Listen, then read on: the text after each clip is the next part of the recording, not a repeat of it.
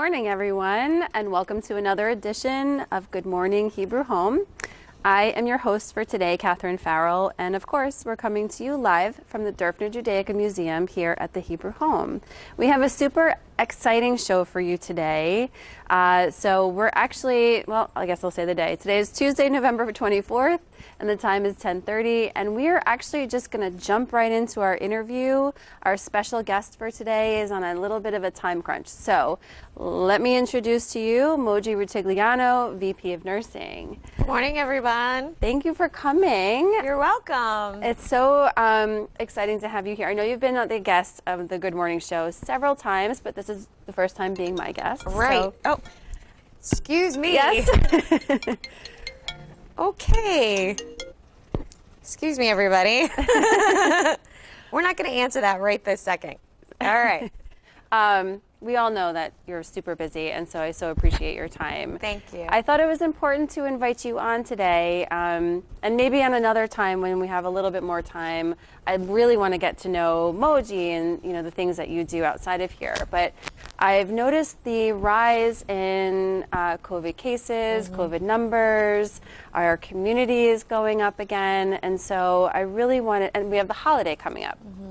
So I thought it was really important for our residents and our staff and the community watching, our families out there, to really just go over and refresh everyone about mask wearing, about how ways to stay safe on the holiday, what we can do here on campus, and all of these other things that are just so important to keeping everyone safe. Absolutely. I think that everybody is really understanding that this is a very different holiday season than ever in anybody's lifetime. So, yes, this is a real different and challenging kind of a situation. And one of the things that is scary is that we are seeing community cases increase. I can tell you that we've been hearing that the whole year. Right. All the experts and epidemiologists have always said, be wary and be leery of the fall and winter spread because it's coming. We need to really get a handle on things before that. And, unfortunately, I think that, throughout the world, it's not even this country, right, that we are absolutely seeing what they were foretelling. So, I think that everybody is just so tired of being vigilant, but now is the time that we have to be even more vigilant. Doesn't matter that we're tired of it all and we want it all to go away. I mean, everybody feels that, and it's absolutely normal, but this is the time to really buckle down. I've heard a name for that, actually. What is that? COVID fatigue. It is COVID fatigue. That's a very, very good name. I think fatigue doesn't even, cover it. But having said that, I think that a lot of people, are doing a lot of things this year for the holidays, for Thanksgiving coming up this week, that they're never really used to and they don't like to do. But there's good ways of really connecting, even though you're not, connecting. So, I mean, a lot of virtual, Thanksgivings and virtual visits and FaceTimes are really good. I mean, picking up the phone every now and then is really, really good. You don't have to just see somebody. I mean, it's really important to hear their voice and things like that. And, I think that it's really important to know that, even though it's so challenging and it feels like, wow, the glass is totally half empty right now or empty, it doesn't have to be. I think that it's definitely the way you look at it. So I choose to believe that, the glass is always half full if I want to make it so. So I encourage everybody else to do the same thing. With mask wearing, I cannot stress that enough. I mean, that is like probably the easiest methodology to, really, really reducing spread. I mean, it's the easiest thing you could think of. It's annoying. Everybody hates to wear a mask, including me, all day long. But it's a really effective method. So, I mean, even on the units, things like that, wearing a mask properly is critical. And, you know, I just wanted to encourage everybody, the proper way to use it is not having it down on your chin, not below your nose, but literally over your nose and under your chin. So would you mind demonstrating for us? No problem. So and we have our masks here on the show, just so everyone knows. We wear them right up into the time of filming, and then we do take them off just for this show. But we are socially distanced, and the staff here all get tested. So we are aware and keeping ourselves safe as well. Right. So really, this is the proper way to use it. Never like this. Definitely not like that. You might as well not even put it on. So really, and hand washing, you know, we wash our hands constantly, but, you know, I encourage, you know, you residents as well. You have to wash your hands too. So, yes. I mean, what goes for us goes for everybody. So it's really important to do that. I just wanted to say, you know, if you're ever out of a mask, you need a mask, feel free to go to any nursing staff, and we will, you know, be happy to replenish that. And that's true on the main floor too. So if you come down and something happens to your mask or you left it, we have masks also on the main floor available for residents to use. So we can always get you a mask. That's never a problem. Can you talk a little bit about hand sanitizer and when it's okay to use hand sanitizer and when then you have to go to washing your hands? So honestly, hand sanitizer, the golden rule would be, you know, if you use your hand sanitizer 3 times, you got to wash your hands with soap and water. I have to tell you, I am 100% partial to washing your hands with soap and water. I prefer not to use hand sanitizer unless I'm in a huge pinch, but I won't do it once without washing my hands. So really the part and parcel is good old soap and water, you know, scrubbing for 20 minutes. I mean, 20 minutes, 20 seconds. 20 minutes is really good too. But 20 seconds, just 20 seconds should do the trick. So that's really the best way to go. Don't, you know, a lot of people get stuck on hand sanitizing literally all day long and you think you're good, and you're not.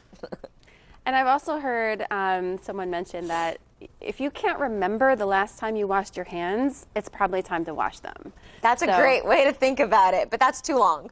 Right. Well, then you got to wash for 20 minutes. Well, for someone like me that has a really horrible, poor memory, and you know, then it actually works pretty well. But. Yes. When in doubt, wash your hands. Yep. Wash your hands with soap and water. Yep.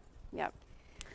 Well, I think I'm gonna get going, yes. so you can have the rest of your show. But thank you so much for having me, and happy Thanksgiving, everybody. Thank you for coming, Mojdeh. Thank you so much. Thank you. All right.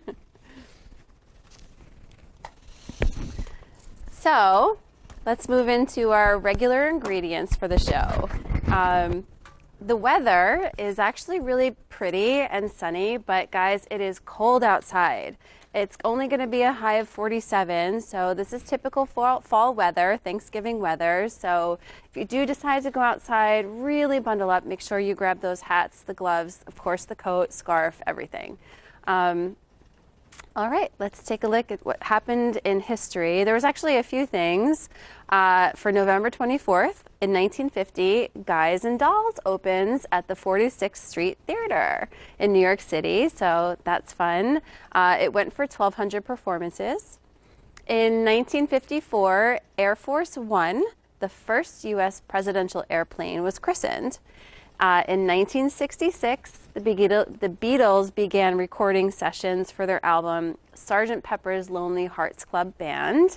And fun little fact, I have one of my kittens is named Sergeant Piper, which is close to Sgt. Pepper. So I always love that little connection there. 1996. German tennis star Steffi Graf retains her WTA Tour Championship win over Martina Hingis at Madison Square Garden in New York City. And I thought this was a funny one. In 2012, and I can't believe it was really this long ago, 2012, okay, so that was 8 years ago, Gangnam Style becomes the most viewed YouTube video, surpassing 808 million views.